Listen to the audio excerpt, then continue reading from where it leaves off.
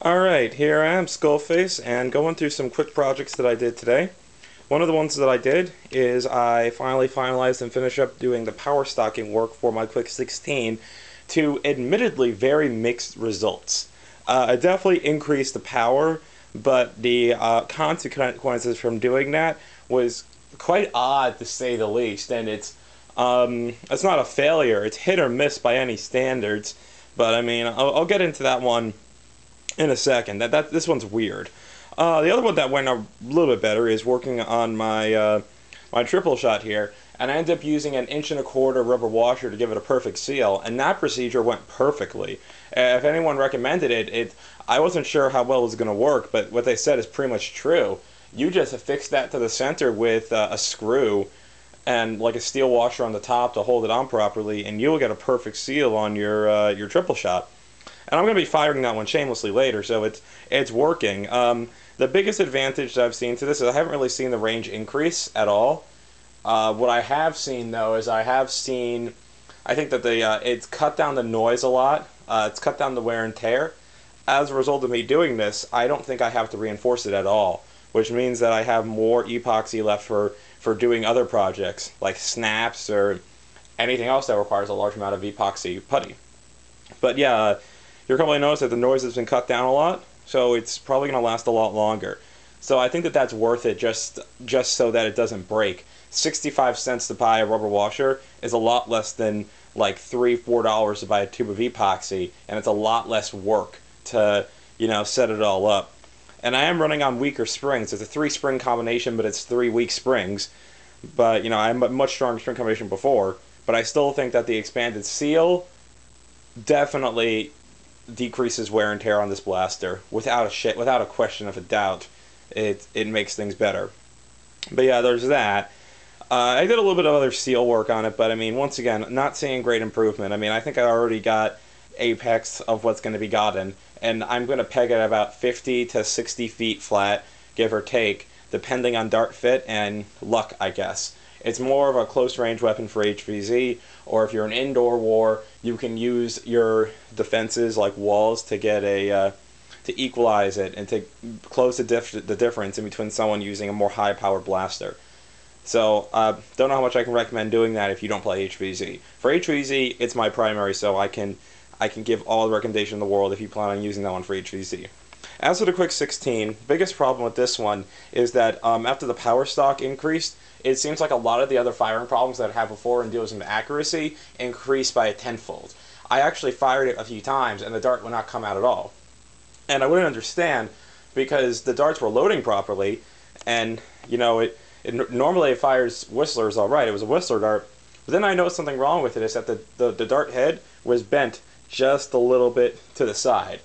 And what happened was that with the expanded power stock, it's shooting the dart so much harder, but the dart is bent down, it's bent to the side, so it fires and it would just simply like grind against the internal barrel, and it wouldn't come out at all because it ground against it so hard from the power stocking that it just couldn't go in. I mean, it just couldn't clear the barrel because it just had so much drag.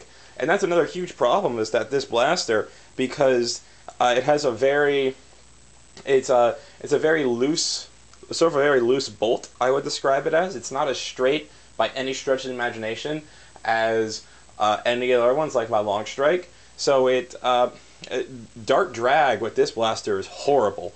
Like when it fires off a shot, it fires it great, but the wobble from a dart as it travels, if there's any wobble whatsoever, it will just hit this thing. And I've had darts come out like pointing this gun straight, and it fired almost 40 degrees, like it almost fired 40 degrees to either the right or left hand side, depending on how the dart was somewhat skewed or bent. So this blaster is just great if you have perfect ammunition, in particular perfect tagger ammunition, but I do not have that. I am not that kind of a person. My darts, I've been playing with these Nerf guns for like 2-3 years, well maybe not that long, about a year and a half, give or take. I mean, I'm overstepping my bounds, but I still have darts from that time. Horrifyingly bad condition of darts too, I must add. So it's a hodgepodge of what I have. The blaster is not meant for me as a modder because I don't have that kind of ammunition. It's a great blaster as it is. I mean, it's got enough reinforcement and make it built to last. Air restrictor removed. Seal massively improved. The stock seal on this, I've never seen a seal on a Verse Puncher gun so bad as a disc blaster. It took 3 layers of electrical tape underneath my number 67 O-rings to simply get any seal worth mentioning. I mean, it was just loose as hell. I mean, you can't. There aren't enough jokes to describe how bad it was, how loose it was inside of there. I mean, there's no air seal whatsoever. Besides that, and the internals and, you know, fairly mild things to it. I also expanded the clip. I sanded down the 2 stoppers here so it can handle about 1 or 2 extra rounds of ammunition, so which is pretty nice. And I mean, it is what it is. That's what it's at. And using my new tripod for this one, so getting a hope. It doesn't look that much different, but I'm hoping to use it to great effect at some point. Now, I have not tested the ammunition, so I may have trouble because my ammo sucks, but let's see.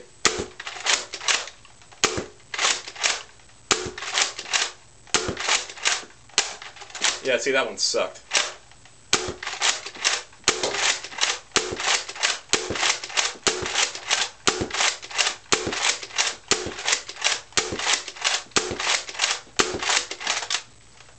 Ah, there we go.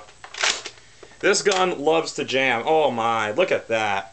Look at that. Look at that kind of a jam. That, you cannot force a dart to jam that bad. I mean, that is the bane of this blaster. This wasn't even, this was a good dart too. I mean, well, now, and look, in closer inspection, looking at it, as you can see, there's a lot of imperfections on the dart head, and that's what caused it to jam so horribly. So, you need absolutely pristine ammunition to fire this blaster. I mean, it's no joking matter if you actually want to use it properly.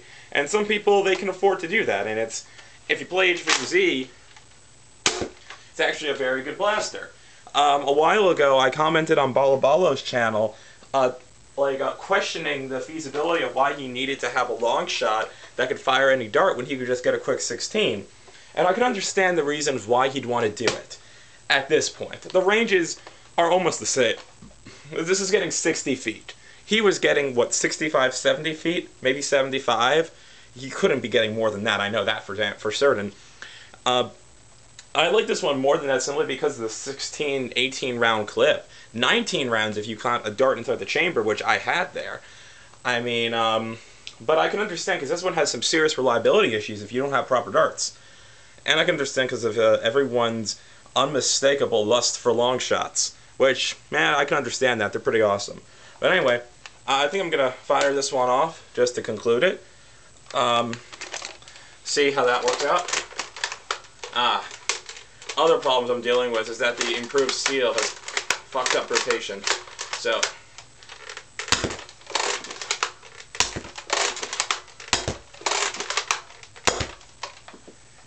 and as you can see, I got some good shots, but some of them didn't clear.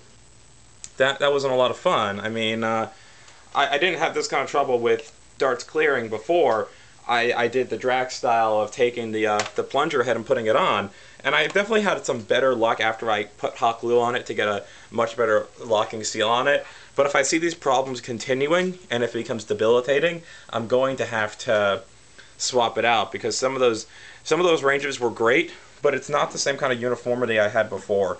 And I think I should have an increase versus a slight decrease. But anyway, Skullface signing off on the blasters. Hopefully with this one I'll be able to work out the kinks because it's my favorite blaster by far for HVZ use. And hopefully, I mean, I don't think I'm ever going to sell this one because I really like it and it has a very good power stock on it. I mean, it's a great blaster. I mean, especially if someone wanted to squeeze out more power. And as you saw there, it did perform quite nice. I mean, it's still only getting 60 feet, but that's pretty good for what it is. I mean, hopefully I can find someone who wants to use it inside of my games. That's kind of what I'm hoping to get. Hoping to pull out of it. Anyway, I already said signing off once. I shouldn't repeat myself. Night, YouTube.